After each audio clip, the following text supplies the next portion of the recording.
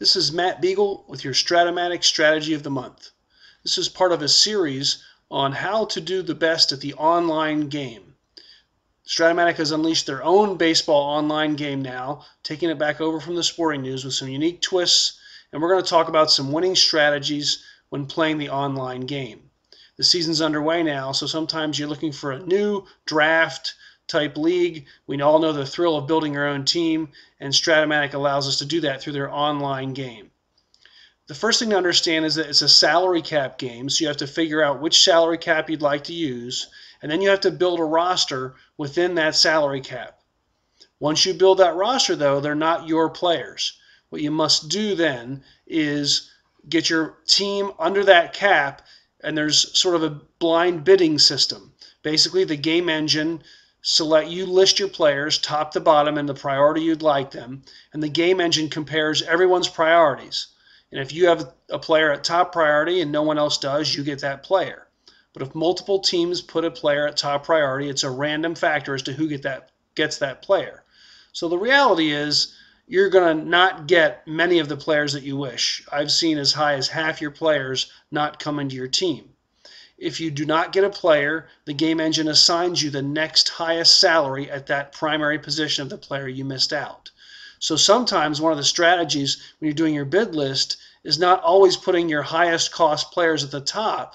You may say, well, there's 5 different third basemen I like at the top of the draft. It's an expensive position, but I don't care which one I get. And maybe you'll list that player last on your list, knowing that you'll get either the person you wanted or one of the next 5 down.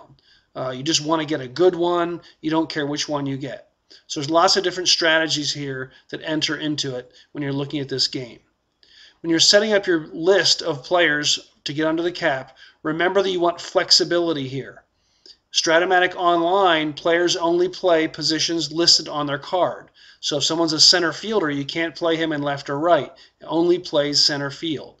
So when you're setting up your roster, one of the best things you can do is pick multi-position players. If you have a few guys that you like equally, and one is an outfield 3 and one is a center field 3, you want the one that says outfield 3 because they give you more flexibility after the draft is over to manipulate around your roster to figure out how you want to set it up.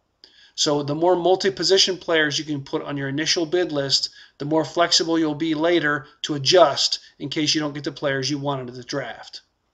The other thing is that you want balanced players on the initial bid. You may want to set up platoons later for financial reasons, but initially you want to try to get as balanced of a team as you can. Look for cards that have balance ratings of 3 or less so that they're equally good against left or right-handed pitchers. Again, you may only get a third or 2/3 of the players you bid on, and they're going to be the core of your team. Once you see who's definitely on your team, then you can start to tweak and decide where you're going to save money, where you're going to spend money. You may have went for a player that was very even, and you get the next player down because someone else had a higher priority on that player, and that player is maybe very good against right-handers but not very good against lefties. Then maybe you're just going to add a lefty platoon or cut that player, take that salary, and start all over again. That's called the free agent frenzy. After you put your roster in, and the computer determines which teams get which players, there's a free agent frenzy.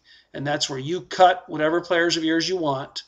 They get re-entered back into the pool, and then you get to add new players for that same roster spot. So you can get a lot of financial flexibility by getting, let's say you really put all your money on first baseman at Albert Pujols at the top of the draft. You ended up with Paul Konerko, and you don't like Konerko. You can cut Konerko and then have all that salary now to go after someone else at another position on the diamond. This is Matt Beagle for Strat-O-Matic Strategy of the Month.